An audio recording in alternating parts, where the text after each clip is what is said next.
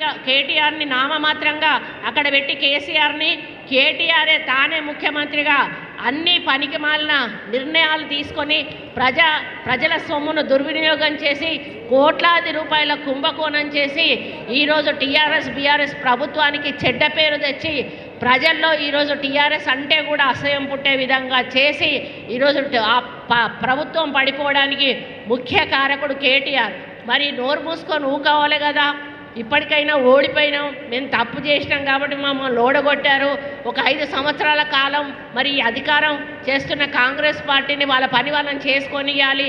5 ఏళ్ల తర్వాత వాళ్ళు ఏం చేశారో ఏం చేయలేదు అప్పుడు ప్రజల ముందుకెళ్ళి ఓట్లు అడుగుదామనేటువంటి సోవి కూడా లేకుండా మనం గెలిచిన తెల్లారి నుంచే మన మీద విష ప్రచారం చేయడం ప్రారంభం చేసిండు. ఆయనకి ఎక్కడ దిక్కుదోచడం లేదు. 10 ఏళ్ల అధికారంలో మరి ఒక అనుభవంతో ఉండి అంటే అధికారాన్ని అనుభవించి ఒకటేసారి అధికారాన్ని చేతు జారిపోయే వరకు పిచ్చెక్కి ఏం చేస్తున్నాడో అర్థం కానట్టు పరిస్థితి ఉంది. ఆయనకి ఎటు చూసినా ఏం దొరుకుతలేదు. అటుపోయి ఇటుపోయి హైడ్రా అంటాడు, అటుపోయి ఇటుపోయి మూసి అంటాడు. అరే బాబు, మూసి గురించి నీకు తెలియదు ఏమున్నది?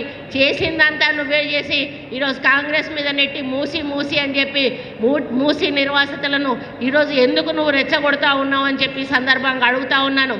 సరి అయిన కారణాలు చూపెట్టండి. ప్రభుత్వం ఏదైనా పని చేయకపోతే ఈ పని చెయ్యట్లేదు, ఇది చేసే అవకాశం ఉన్నది, ప్రజలకు మేలు జరుగుతుంది అని సూచనలు ఇవ్వండి.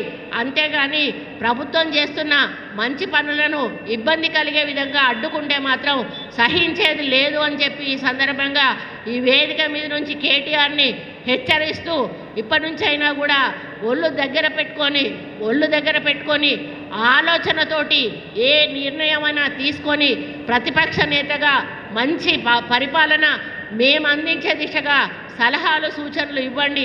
అంతేగాని ప్రభుత్వ చర్యలకు పనులకు అడ్డుపడితే మాత్రం ప్రజలు ఊరుకోరు అని చెప్పి హెచ్చరిస్తూ మరి నూతనంగా ఈరోజు ప్రమాణ స్వీకారం చేస్తున్నటువంటి మార్కెట్ కమిటీ చైర్మన్ గారికి సభ్యులందరికీ కూడా శుభాకాంక్షలు తెలియజేస్తూ మీ కాలంలో ఈ మార్కెట్లో మరి ఇక్కడికి వచ్చే రైతుల సమస్యలు కానీ మన రైతు అంటే కూలీలకు చెందినటువంటి సమస్యలు కానీ ఏ ఉన్నా కూడా మరి దీనికి సంబంధించినటువంటి తుమ్మల నాగేశ్వరరావు మెంటాలిటీ నాకు బాగా తెలుసు.